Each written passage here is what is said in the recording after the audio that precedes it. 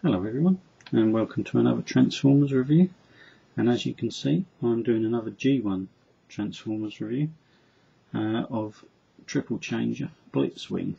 This is again an original from my childhood. As you can see, I've got emboxed.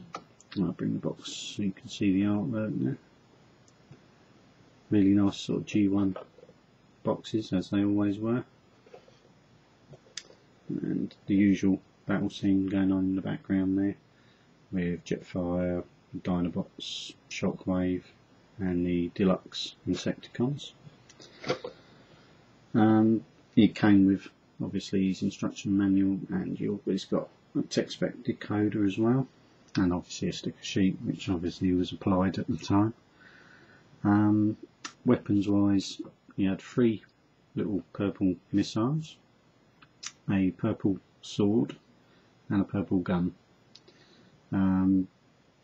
He came displayed also in his tank mode, which I think is modelled along something like a Russian tank of the era, sort of like 70s, sort of 60s, 70s tank. Just sort of track details painted on, because obviously his transformation you couldn't actually have tracks. But quite a nice little compact tank mode. Rev sign on the top there. The obvious bit of kibble is his other mode, which is his plane mode, as you can see on the box. You do get the cockpit, which a little bit of a shame, but not bad. I shall transform him now into his second mode, which is the jet.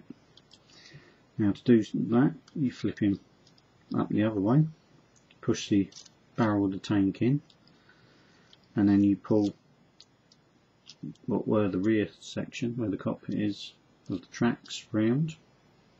Oh, and just as you do this, you want to flick out these little purple little tail wings, and they help lift up the tail wing, like the aileron and the, I don't know what the other one's called now, but the tail fin of the plane. Like so. So you do the same on this side. So again, you flip out the purple tail wing, and that helps lift up the upright part of the tail. Flick that up into place, and then just swing that section around. And all what you've got left to do is you pull back on the tank turret to get it out of the way, and then flick up the nose of the plane. And that does also have a metal forward landing gear, which is quite a nice little touch. It's nice and strong. In fact, it's made of die cast metal. On the rear, they've just got 2 bubbles on the top of the tank turret there, just to make it for rear landing gear. But that again, I think, is modelled on a Russian 70s jet. I'm not sure which model, but pretty nice plane mode, pretty good. Didn't often appear that much in his plane mode in the cartoons. He was more his tank. He obviously made an appearance in the G1 movie, after, sort of like, trying to get Hot Rod when he was up on the hill with Daniel.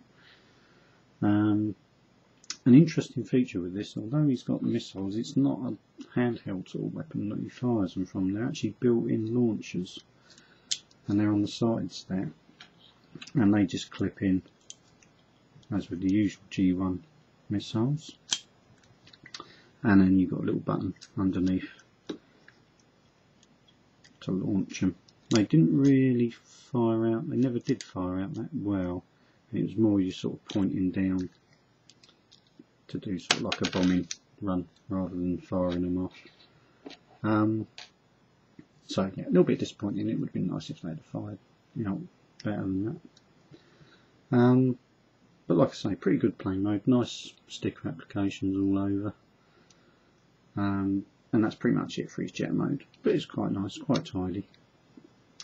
To take him to his final mode, which obviously is his robot mode, you've got to flick the purple wings back in, and then you turn that whole assembly round the other way.